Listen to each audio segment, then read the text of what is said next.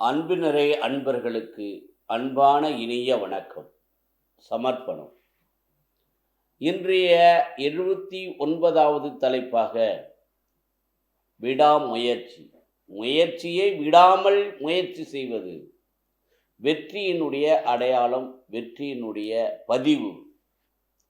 ஆகவே இந்த பதிவு மனித குலத்திற்கும், ஏன் அனைத்து உயிரினங்களும் எப்படி அந்த விடாமுயற்சியை பின்பற்றுகின்றன, செயல்படுத்துகின்றன, சிந்திக்கின்றன, நாம் எவ்வாறு அதனுடைய முயற்சியால் நம்முடைய வாழ்க்கையை உயர்த்தி கொள்கிறோம்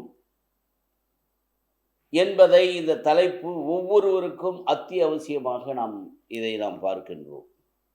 ஆகவே வெற்றியினுடைய காரணங்கள், வெற்றியினுடைய பதிவுகள், வெற்றியினுடைய செயல்பாடுகள், அந்த வெற்றியை பெறுவதற்கான தடைகளை நாம் எப்படி தவிர்ப்பது, இந்த நிலைகளை நாம் ஆய்ந்து பார்க்கின்ற பொழுது வெற்றியினுடைய திறவுகோல், சாவி இந்த விடாமுயற்சி. அன்பார்ந்தவர்களே, இந்த வெற்றி என்பது விடாமுயற்சிக்கான தன்னம்பிக்கையும், அதை சீர்தூக்கி பார்க்கிற சிந்தனைகளை செயல்படுத்துவதையும் நாம் சிந்திக்க வேண்டும். வெற்றியானது ஒரு முயற்சியை, உதாரணமாக ஒரு கிணற்றில் நீந்தல் செய்கின்ற பொழுது அந்த நீந்தல் பயிற்சியை முன்னெடுத்து விடாமுயற்சியோ செய்கின்ற பொழுது அது காலம் முழுவதும் நம்மளுக்கு அந்த நீச்சல் பயிற்சி அனுபவித்து பயிற்சி எடுத்து அந்த முன்னேற்றத்தை நாம் விடாமுயற்சியால் பெறுகின்றோம். ஆகவே ஒவ்வொரு முயற்சிக்கும் பயிற்சிகள் தேவை. அந்த பயிற்சிகளை பெறுவதற்கான காலமும் நேரமும் சூழ்நிலைகளையும் நாம் பொருத்தி கொள்ள வேண்டும். என்னால் முடியும், என்னால் மட்டுமே முடியும், என்னால் முடியாது, வேறு யாராலும் முடியாது என்ற ஒரு தாரக மந்திரம் இந்த விடாமுயற்சிக்கு ஒரு அடிப்படை கூறு. உதாரணமாக, நான் உலக்கூர் ஒன்றியத்தில் பணியை செய்கின்ற பொழுது ரீடிங் மார்த்தான் ஒரு 12 நாள் மாணவர்கள் படித்து வாசிக்கின்ற போது அது ஒரு சதவீத பாயிண்டாக கணக்கிடப்பட்டு செயல்படுத்தப்பட்டது. முதல் 2 நாள் இந்த வாசிப்பு திறன் பயிற்சியை ஒழுங்குபடுத்தாத நிலையில் 0 நிலையில் இருக்கின்றோம். ஆகவே இந்த தாரக மந்திரத்தை பயன்படுத்தி ஆசிரியர்கள் மூலமாக மாணவர்களை, பல்வேறு நிலை பள்ளிகளின் மாணவர்களை ஒருங்கிணைத்து பயிற்சிகளை, அவர்களை மேம்படுத்துவதற்கான பாராட்டுகளை செய்து, முதலிடம் பெறுகின்ற வாசிப்பு திறன் மாணவர்களுக்கான ஒரு பாராட்டுகள், பரிசுகள் என்ற ஒரு அணுகுமுறையை தயாரித்து இந்த வாசிப்பு திறனை முன்னெடுத்து 12ஆம் நாள் நிறையில் தமிழக அளவில் 16வது இடமும், விழுப்புரம் மாவட்ட அளவில் முதலிடமும் ரீடிங் மார்த்தான் இந்த வாசிப்பு திறனில் முதலிடம் பெற்ற ஒரு நிகழ்வு எங்களுடைய கூட்டு முயற்சி. விடாமுயற்சி என்பது தனிப்பட்ட முறையில் நம்முடைய விடாமுயற்சியும், ஆனால் ஒரு கூட்டு செயல்களில் அந்த கூட்டு முயற்சியோடு செய்கின்ற அந்த ஒருங்கிணைந்த முயற்சியும் தான் அந்த வெற்றிக்கு வித்தாக மாறியது. ஆகவே நாம் இந்த நேரத்திலே பார்க்கின்ற பொழுது வெற்றிகள் நம்முடைய வாசற்படியை, கதவை தட்ட வேண்டும், அதற்கான சிந்தனைகளை செயல்படுத்த வேண்டும் என்பதை நாம் பார்க்கின்றோம். இலட்சியத்தோடு நம்முடைய பயணத்தை தொடங்க வேண்டும். The first impression is a best impression. உன்னுடைய தொடக்கம் எப்படியோ அப்படித்தான் உன்னுடைய முடிவு இருக்கும் என்று சொல்வார்கள். ஆகவே இந்த சம்பவங்களை நாம் உள்வாங்கி கொண்டு, அப்போ அந்த வெற்றியை, அந்த உயர்ந்த நிலை பெறுவதற்கான நிலைகள் என்ன, அந்த முயற்சிகள் என்ன, முயற்சித்தால் ஒரு விதை விதைத்தால் மரம், அது முளைத்தால் மரம், முளைக்காவிட்டால் அந்த மண்ணுக்கு உரம். ஆகவே முயற்சியை நாம் தோற்கடிக்கின்ற பல சூழல்கள் ஏற்படும்.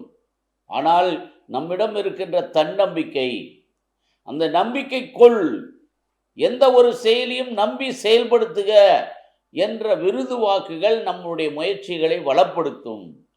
இது ஒரு சூழலில் இந்த முயற்சியை பாராட்டுகின்ற பொழுதும், அதை வலுப்படுத்துகின்ற வழிகளை செயல்படுத்துகின்ற பொழுது அந்த பாதைகள் நமக்கு பாதைகளாக மாறுகிறது. ஆகவே இந்த முயற்சியை, விடாமுயற்சியை நாம் எப்படி செய்ய வேண்டும் என்பதை நாம் பார்க்கின்றோம்.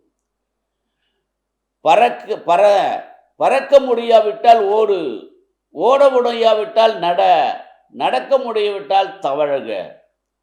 ஆகவே செயலாக்கம் செய்து கொண்டே இருக்க வேண்டும் என்பதை நாம் வலியுறுத்தி இந்த சூழலிலே பார்க்கின்றோம். அன்பார்ந்தவர்களே, விடாமுயற்சிக்கான சவால்கள் சங்கடங்கள் அல்ல, அது சாதிப்பதற்கான ஒரு சந்தர்ப்பத்தை நமக்கு தருகிறது, அந்த வாய்ப்பை தருகிறது. என்னால் முடியும் என்பதை பல லட்சம் பேர்கள் தேர்வு எழுதுகிறார்கள் துறை தேர்விலே. ஆனால் ஒரு சிலர் மட்டும் வெற்றி பெறுகிறார்கள் என்றால் ஏன்? அவருடைய தொடர்ந்து விடாமுயற்சி. நாம் பல புத்தகங்களையும் அறிஞர்களையும் நாம் ஆய்ந்து படித்துக் கொள்ள வேண்டும். அவருடைய வெற்றியின் செயல்பாட்டுக்கான உந்துதல்கள் என்ன, என்ன விதமான பயிற்சிகள் பெற்றார்கள் என்பதெல்லாம் சிந்திக்க வேண்டும்.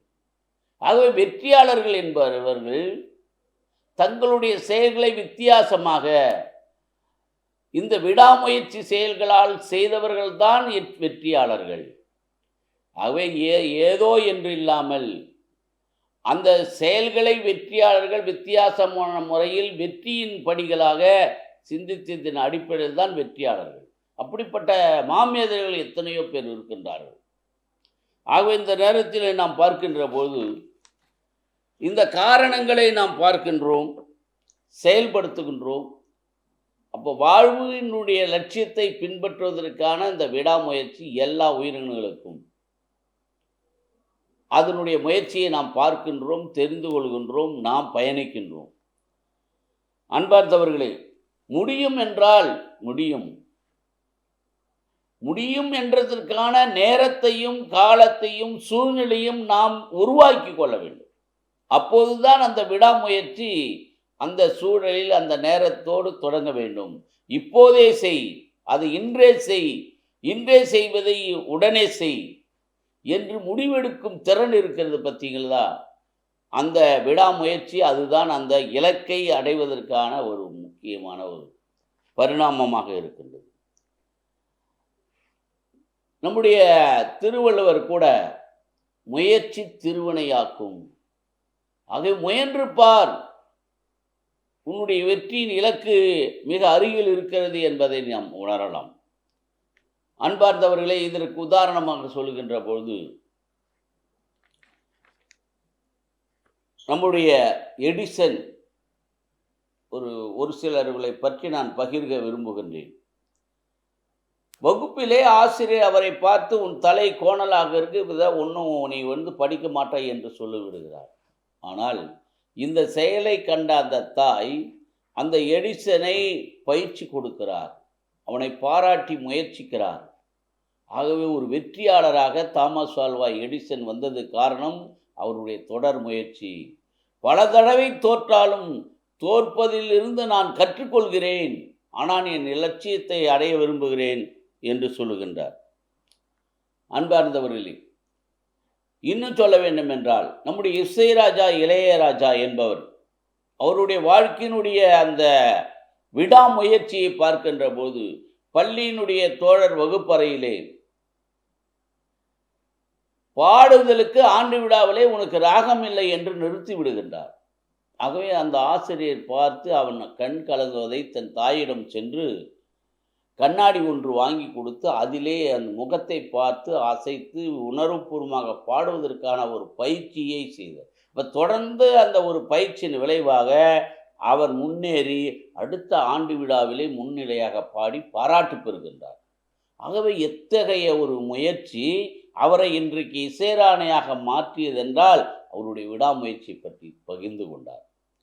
ஆஸ்கார் விருது பெற்ற நம்ம ரஹ்மான் கான் அவருடைய 7வது படிக்கின்ற பொழுதிலே இந்த ஹார்மோனியம் வைத்திருந்ததை 2000 ரூபாய்க்கு விற்று விடுகிறார்.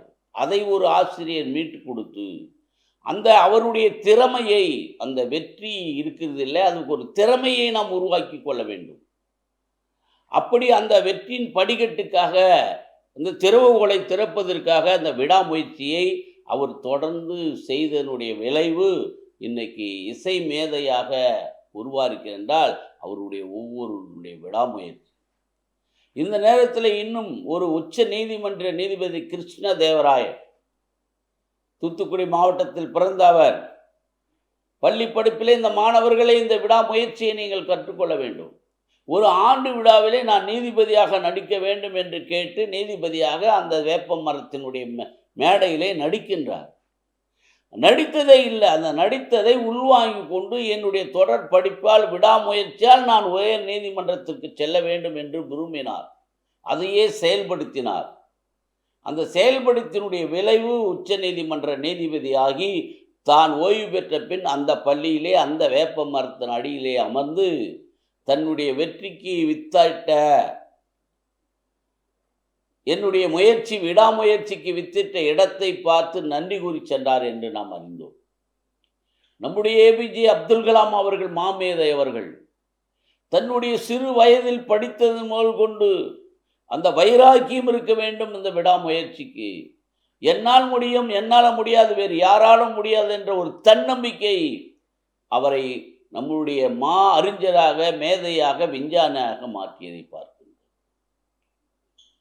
நம்முடைய நெப்போலியன் தன்னுடைய திறமைகளை வளர்த்து கொள்வதற்கான அந்த விடாமுயற்சிகளை நல்ல செய்தி வருவதை பின்னாடி வைத்துவிட்டு நமக்கு தொக்க செய்திகளோ ஆபத்து செய்திகளோ உள்வாங்கி அந்த செயல்களை எப்படி கடப்பது என்று அந்த செயல்களை முக்கியத்துவம் கொடுத்து அவர் செயல்படுத்தினார் என்பதை பார்க்கும்.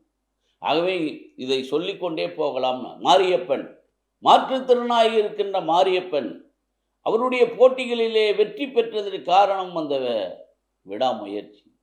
போட்டியாளர்கள் பல நிலையில் தோற்றாலும் தொடர்ந்து அந்த பயிற்சியினுடைய முன்னேற்றம், விடாமுயற்சி, ஒரு தன்னம்பிக்கையோடு வேண்டிய சுறுசுறுப்பு, ஆரோக்கியமான நிலை, நம் மனதிலே ஒருங்கிணைத்த நிலைகள், இதையெல்லாம் படைப்பதற்கு முன்னால் நம்மளிடம் இருக்கின்ற ஒரு ஆன்மீக தாகம், ஒரு இறைப்பற்று, இந்த கடவுளுடைய அருள், பெற்றோர்களுடைய அரவணைப்பு, ஆசான்களுடைய ஊக்குவிப்பு, பாராட்டுகள், சின்ன சின்ன பாராட்டுகள் தான் இந்த வெற்றிக்கு கொண்டு போகும், அந்த விடாமுயற்சியை மேம்படுத்தும் என்று கூறுகின்றார். ஆகவே இந்த ஒவ்வொரு சின்ன விஷயங்களிலும் சின்ன வெற்றியும் நீங்கள் கடந்து விட்டு போகக்கூடாது. ஆகவே வெற்றிக்கான ஒரு செயல்களை தடுக்கின்ற காரணிகள் இருக்கின்றன. ஒரு எவரெஸ்ட் மலையை ஏற வேண்டும் என்றால் அதற்கு அந்த மனிதன் புகைப்பிடிக்கக்கூடாது, தீய பழக்கங்களை விட்டு விடுதல். அப்போ இந்த விடாமுயற்சிக்கான சில தடைகளையும் கெட்ட செயல்களையும் நாம் என்ன செய்ய வேண்டும், அதை தவிர்க்க வேண்டும். அப்போதுதான் ஒரு வெற்றியாளர் வித்தியாசமான முறையில் அவன் சிந்திக்க முடியும், செயல்படுத்த முடியும். பல்வேறு நிலைகளில், பல்வேறு காலங்களில் இந்த விடாமுயற்சியை நாம் என்ன செய்கின்றோம், எப்படி செய்கின்றோம், எதற்கு செய்கின்றோம் என்று சிந்திக்கின்ற ஒரு நிலையில்தான் இந்த விடாமுயற்சியை நாம் பார்க்கின்றோம். ஆகவே ஒரு செயல் குறிப்பிட்ட நேரத்தில், குறிப்பிட்ட காலத்தில், குறிப்பிட்ட சூழலில் தொடர்ந்து அந்த செயலை செய்வதற்கான முன்னேற்றுதல், அதை தொடர்ந்து பயன்படுத்துதல், இவைகளை ஆணித்தரமாக உள்வாங்கிக் கொள்ள வேண்டும். திட்டமிடுதல் இருக்க வேண்டும். அந்த திட்டமிடல் இருந்தால்தான் நாம் செயல்படுத்த முடியும். அப்ப செயல்படுவதற்கான காரணங்களை அறிய வேண்டும், அந்த காரணங்களை வகைப்படுத்த வேண்டும், ஆலோசனைகள் பெற வேண்டும். இப்படிப்பட்ட நிலைகள் தான் அந்த வெற்றியின் படிக்கட்டை உயர்ந்து ஏறுவதற்கு, அதை பின்னோக்கி வந்தாலும் கீழே விழுந்தாலும் திரும்ப எழுந்திருத்து திடம் கொண்டு அந்த விடாமுயற்சி எடுத்துக்கொள்ள வேண்டும். ஆகவே இன்றைய காலகட்டத்தில் மாமேதைகள் உருவாகிறார்கள் என்றால், சிறந்த அறிவாளிகள் உருவாகிறார்கள் என்றால், அவர்கள் அந்த வாய்ப்பை தேடிக்கொள்ள வேண்டும். அந்த வாய்ப்பு வாழ்க்கையை வசப்படுத்தும். அப்போ அந்த வாய்ப்பை நாம் எப்படி விடாமுயற்சியால் தொடர்ந்து செய்து பழக்கமாக்கி கொள்ள வேண்டும். அந்த நிலையில் தான் நாம் உயர்த்தப்பட வேண்டும். எனக்கு ஒரு அனுபவம் இந்த நேரத்தில், நம்முடைய முன்னாள் இயக்குனர் ஒருவர் பெருளூர் பக்கத்தில் சூர்பந்தாங்கல் அவருடைய அனுபவத்தை பகிர்ந்தார். பிஎட் முடிச்சுட்டு சென்னையிலே பதிவு செய்துவிட்டு 2 பேர் அவரோடு ஒன்றாக படித்த கல்லூரியை படித்து முடித்து வரார்கள். வருகின்ற போதே இவர் உடனே எம்ப்ளாய்மெண்ட் நியூஸை வாங்கி தொடர்ந்து படிப்பதற்கான வேலைகளை, முயற்சிகளை அதை பார்த்து அதற்குரிய சான்றுகள். இன்று நிறைய பேர் துறை தயாரிப்புக்கு செய்கின்றார்கள். ஆக என்ன காரணம்? அந்த பலவிதமான நிகழ்வுகளையும் ஆய்வுகளையும் அதற்கான தேடுதல்களையும் தொடர்ந்து தேடி அவர் படித்து அந்த விடாமுயற்சியில் நான் ஒரு கல்வி அலுவலராக மாற வேண்டும் என்ற ஒரு சிந்தனையை ஒருமுறைப்படுத்தி செயல்படுத்தினார். ஆனால் மற்றவர் ஒருவர் பொழுதுபோக்கான செய்திகளை படித்து கொண்டு வீடு திரும்புகிறார். அந்த இலக்கை அடைய வேண்டும் என்ற எண்ணத்தை கொண்டு அதிலே தொடர்ந்து விடாமுயற்சி இருப்பதால் அவர் வேலூர் மாவட்டத்தினுடைய மாவட்ட கல்வி அலுவலர், முதன்மை கல்வி அலுவலர், இணை இயக்குனர், இயக்குனர் அளவுக்கு மாறிக்கொண்டிருக்கிறார். இன்று இருக்கின்ற கல்வித்துறையில் இயக்குனர் பெருமக்கள் இப்படிப்பட்ட ஒரு விடாமுயற்சியை தங்கள் துறை தேர்வுகள் மூலமாக, ஏன் ஒரு ஆசிரியராக முதலில் சேர்ந்தவர்கள் இன்று அதை மேன்மைப்படுத்தி விடாமுயற்சி சென்று உயர்ந்த நிலையில் உயர்ந்த அலுவலர்கள் நம் பார்வையில் இருக்கின்றார்கள். ஒரு விதத்தில் ஒரு ஆசிரியர் கால் உடைந்து விட்டது. அவர் ஆலோசனை கேட்டார். தூத்துக்குடியை சேர்ந்த ஆசிரியர் மாற்றுத்திறனாளியினால் சான்று வாங்குவதற்கான முயற்சி செய்து மாற்றுத்திறனாளி சான்றை பெற்றார். அந்த மாற்றுத்திறனாளி சான்றின் மூலமாக அவர் அந்த இடத்திலிருந்து அந்த இடஒதுக்கீடு பிரகாரம் அவர் சொந்த மாவட்டத்திற்கு மாறி சென்றார். திரும்பவும் என்னை கேட்டார், உங்களுக்கு வயது குறைவாக இருக்கிறது, துறை தேர்வில் குரூப் 2 எக்ஸாம் எழுதுங்கள், அதற்கான முயற்சியை தேடுங்கள், அதற்கான பயிற்சியை தேடுங்கள், உங்கள் அறையை முடிவு செய்து கொள்ளுங்கள், உங்கள் படிப்பு நேரத்தை முடிவு செய்து கொள்ளுங்கள், அதற்கான தேடல்கள் தான் சம்பந்தப்பட்ட நூல்களை எடுத்து ஆய்வு பண்ணி உங்கள் வெற்றியினுடைய நிலை என்று உங்களுடைய பூஜை அறையிலே ஒட்டுங்கள் என்று சொல்லி அந்த பழக்கத்தை உருவாக்கி துறை தேர்வில் எழுதி அவர் ஒரு துணை ஆட்சியராக உருவாகிவிட்டார். இன்று எத்தனையோ ஆசிரியர்கள், எத்தனையோ துறை சார்ந்த அலுவலர்கள் தங்கள் செய்த துணையிலே ஆசிரியராக இருந்தால் ஆசிரியராக ஓய்வு பெறக்கூடாது, ஒரு அலுவலராக ஜாயின் பண்ணவர்கள் அலுவலராகவே ஓய்வு பெறக்கூடாது. ஏன் இதை சிந்திக்க வேண்டும் என்று சொல்கிறேன் என்றால், உங்களுடைய இலக்கு லட்சியம் ஒரு இடத்தில் ஒரு பணியை தொடங்கிவிட்டாலோ ஒரு வேலையை தொடங்கிவிட்டாலோ அதோட முடித்து கொள்ளக்கூடாது. அதிலிருந்து மாற்று சக்தியாக உங்கள் சிந்தனையை வளமாக்கி விடாமுயற்சி கொண்டு அந்த பணியினுடைய உச்சநிலை வரை பயணித்து அனைவருக்கும் பயனுள்ளவர்களாக மாற வேண்டும். பாருங்கள், அப்போ அடிப்படையில் இருந்து ஒரு கடைநிலை ஊழியனாக இருந்து முன்னேறுவதற்கான வாய்ப்புகள் இன்றைய காலகட்டத்தில் ஏராளம் இருக்கின்ற பொழுது ஏன் அந்த விடாமுயற்சியை நாம் செய்கின்ற செயலை நினைத்து விட்டு அப்படியே காய போட்டுறது கிடையாது, ஆற போட்டது கிடையாது. ஒவ்வொரு நாளும் அந்த செயலுடைய முன்னேற்றத்தை கண்டறிய வேண்டும், அதை பாராட்டப்பட வேண்டும், அதற்கு சூழ்நிலையை ஏற்படுத்தி கொள்ள வேண்டும். அப்போதுதான் இந்த உலகமும் சரி, இந்த சமூகமும் சரி, அந்த வெற்றியினுடைய நிகழ்ச்சிக்கோ அல்லது நம்முடைய வாழ்க்கையின் தரத்தை உயர்த்துவதற்கும் மேன்மைப்படுத்தும். ஆகவே அந்த விடாமுயற்சி சலிப்புத்தன்மையாக இடையூறுகள் நிறைய வரும், அவையெல்லாம் கடந்து இந்த நிலைக்கு நாம் உயர்த்தப்பட வேண்டும். உதாரணமாக, நான் எப்படி வளர்ந்தேன் என்று பார்க்காதீர்கள், ஆனால் நான் விடாமுயற்சியோடு எப்படி உழைத்தேன் என்று பாருங்கள் என்று ஒரு ஆட்டோவில் ஒரு வசனம் எழுதியதை பார்த்தேன்.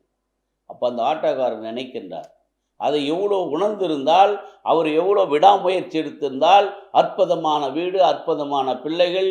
இன்று அவருடைய பிள்ளை ஒருவர் இன்னைக்கு மாவட்ட IAS தேர்வில் வெற்றி பெற்றிருக்கின்றார். பாருங்கள், எத்தனையோ பிள்ளைகள், எத்தனையோ பெற்றோருடைய நிலைகளை அறிந்து தன்னுடைய பெற்றோருடைய கஷ்டத்தையும் அவர்கள் அனுபவிக்க துயரங்களையும் அறிந்த பிள்ளைகள் இன்றைக்கு சான்றோர்களாக மதிப்பு மிக்கவர்களாக மாறுகிறது என்றால் என்ன காரணம்? அவர்கள் தொடர்ந்து செய்த ஒரு வைராக்கியம், அந்த சூழ்நிலையில் பெற்றோர் சூழ்நிலை அறிந்து என்னால் சாதிக்க முடியும் என்ற ஒரு நிலைப்பாட்டை விடாமுயற்சியில் எடுத்திருந்தார்கள். எந்த பள்ளியில் கல்லூரியில் எனக்கு இடம் கொடுக்கவில்லையோ என்று வேதனைப்பட்டவர்கள் அதே மற்ற பள்ளியில் சென்று அரசு பள்ளியிலே சேர்ந்து எந்த பள்ளியிலே இடம் கொடுக்கவில்லையோ அந்த பள்ளிக்கே ஒரு பெரிய சிறப்பு விருந்தினராக ஐபிஎஸ் அலுவலராக உயர்ந்து 2 தடவை அந்த பள்ளிக்கே சென்று வாழ்த்துரை வழங்கினாராம். அப்போது அவர் காரணம் எடுத்துக்கொண்ட காரணம் பாருங்கள். நான் ஒரு அலுவலரை சந்தித்தேன். அவர் சாதாரண ஆசிரியராக இருக்கின்ற போது அதற்கு மேன்ற உயர்ந்த அலுவலரிடம் பல தடவை நடந்து சாக்கு போக்கு சொல்லி ஒரு வேலையை முடித்தாராம். அப்போது அவர் நினைத்து கொண்டாராம், இதே அலுவலகத்தில் பார்வையிடுகின்ற அலுவலராக நான் வர வேண்டும் என்பதை உறுதி கொண்டு அந்த விடாமுயற்சிக்கு ஒரு உறுதி எடுத்துக்கொள்ள வேண்டும், செயல்படுத்த வேண்டும், சிந்திக்க வேண்டும். அந்த தருணத்திலே அந்த காரணத்துக்காக முடிவெடுத்து தொடர்ந்து விடாமுயற்சி எடுத்து அந்த பணியாளர் அலுவலர் இருக்கின்ற அலுவலகத்திலே மேல் அலுவலராக உயர்ந்து அந்த இடத்திலே பார்வையாளராக கல்வி அலுவலராக பார்வையிட வந்தாராம். பாருங்கள், எப்பேற்பட்ட ஒரு சூழ்நிலைகளை சிந்தனைகளை ஏற்படுத்துகிறது. இது எல்லோராலும் முடிகிறதா? முடியும். எத்தனையோ லட்சம் பேர் எழுதுகின்றார்கள். ஆனால் யார் தேர்வு பெறுகின்றார்கள்? வித்தியாசமான முறையில் செயல்படுத்தியவர்கள் தான் அதில் தேர்ந்தெடுக்கப்படுகிறார். அப்போ அந்த வெற்றியை பெறுவதற்கான திறவுகோல் அந்த நம்பிக்கை, அந்த தொடர்ந்து முயற்சி, தொடர்ந்து ஒரு பயிற்சி, இவைகளெல்லாம் நாம் ஒருங்கிணைத்து கொள்ள வேண்டும், ஒன்றிணைக்கப்பட வேண்டும். அப்போ ஒவ்வொரு செயல்களை, ஒரு போட்டியை, விளையாட்டு போட்டி எடுத்துக்கொள்ளுங்கள். ஒரு கால்பந்து போட்டியில் அந்த அணியின் மோதுகின்ற பொழுது அனைவரும் ஒருங்கிணைந்து தலைமைக்கு கட்டுப்பட்டு அடுத்தவருக்கு பாஸ் செய்து அந்த முயற்சிகளை முன்னெடுக்கின்ற பொழுதுதான் வெற்றி பெறுகின்றார்கள். ஒரு தனி மனிதன் அந்த விளையாட்டு போட்டியிலே, கால்பந்து போட்டியிலே தானாக எடுத்துக்கொண்டு கோல் போட முடியுமா? முடியாது. ஆனால் அந்த விடாமுயற்சிக்கு பல்வேறு நிலைகளையும் பல்வேறுகளையும் ஆலோசனையை பெற்று பயிற்சியும் பெற்று அந்த விடாமுயற்சியின் காரணமாக நான் வெற்றி பெற்றேன். அந்த குழு வெற்றி பெறுகிறது. ஆகவே நம்முடைய இராணுவ வீரர்களை எடுத்துக்கொள்ளுங்கள். நம் தேசத்தை காப்பதற்கான ஒரு உறுதிமொழி, எத்தகையான விடாமுயற்சி! நம்முடைய தேசிய வீரர்கள், சுதந்திர வீரர்களை எடுத்துக்கொள்ளுங்கள். அவருடைய தொடர்ந்த விடாமுயற்சி, பலவித போராட்டங்கள், பலவிதமான அகிம்சை நிலைகள், இதெல்லாம் பல ஆண்டுகள் முயற்சி என்பது இன்னைக்கு எடுத்து நாளைக்கே முயற்சி எடுத்து முடிஞ்சணும்னு இல்லை. அதற்குரிய காலங்களை உருவாக்கி கொள்ள வேண்டும், அதற்கான நிலைகளை உருவாக்கி கொண்டோம். இப்படித்தானே நம்மளுடைய முன்னோர்கள் சுதந்திரம் பெறுவதற்கான அந்த விடாமுயற்சியை, எத்தனை பேர் தன் உயிர் தியாகங்களையும் இந்த முயற்சியின் போது அழிந்து, இந்த முயற்சி எனக்கு பயன் இல்லாமல்லாட்டாலும் என் நாட்டிற்கு, என் மக்களுக்கு சார்ந்தது என்ற அந்த முயற்சியை முன்னெடுத்தார்கள். பாருங்கள், எத்தனை தலைவர்! இதையெல்லாம் நாம் படிக்க வேண்டும், தெரிந்து கொள்ள வேண்டும். பெர்னாட் ஷா தொடர்ந்து 5 கட்டுரைகளை எழுதி கொண்டே எழுதினால்தான் அந்த பயிற்சியில் அவர் ஒரு பெரிய பேர் மகானாக என போற்றப்பட்டார். ஆகவே நாம் ஒவ்வொருவருடைய சிந்தனையாளர்களையும், மேதைகளையும், அறிஞர்களையும் நம்முடைய வாழ்க்கையிலே ஒரு வெற்றியின் படிக்கட்டாக, வெற்றியின் திறவுகோலாக அவர்கள் என்னை தேர்ந்தெடுத்தார்கள், எப்படி செயல்படுத்தினார்கள் என்பதை நாம் கண்டறிந்து நம் வாழ்க்கையிலே அதை பயன்படுத்திக் கொள்ள வேண்டும். 5இல் வளையாதது 50இல் வளையாது. ஆகவே இந்த சிறு வயதிலிருந்து அந்த வெற்றியினுடைய நிலைகளை, நேற்று கூட என் வீட்டிலே ஒரு குழந்தை, 11 மாத குழந்தை, படிக்கட்டு 18 படிக்கட்டு தவழ்ந்துதான் கையையும் முட்டியும் சேர்ந்து தவழ்ந்து வருகிறது. இந்த படிக்கட்டை பார்த்து தன்னோடு பழகிய நபர் மேலே இருக்கிறார் என்று முதல் படிக்கட்டை கையை வைத்து ஏறிவிட்டது. 2வது படிக்கட்டு, அதுதான் தொடக்கம். உடனே அந்த 16 படிக்கட்டு ஏறி வருதுங்க. என்ன ஆச்சரியம்! அதை தூக்கனா உடனே அழுவுது. அதனுடைய வெற்றியே, அந்த படிக்கட்டை நான் தொடங்கிவிட்டேன் என்ற முயற்சியை தொடர்ந்து செய்வதால் அது ஒரு 16 படிக்கட்டை தாண்டி அதனுடைய சந்தோஷத்தையும் கைத்தட்டத்தையும் பார்க்கின்ற போது எனக்கு இன்றைய தலைப்புக்கு அது ஒரு பெரிய மூலதனமாக அமையும். ஒரு 16 மாதம் உள்ள ஒரு குழந்தை தன் முயற்சியை எடுத்து தொடர்ந்து செய்ய வேண்டும் என்ற ஒரு ஆவலை ஏற்படுத்தியது பாருங்கள். அதைத்தான் இந்த நேரத்திலே நான் அன்பாளர்களுக்கு பகிர்ந்து கொள்கிறேன். ஆகவே தேர்வில் வெற்றி பெற வேண்டும் என்றாலும், செயல்களில் வெற்றி பெற வேண்டும் என்றாலும், தொடங்கிய செயலை வெற்றியுடன் முடிக்க வேண்டும். 1000 தடைகள் வரலாம்.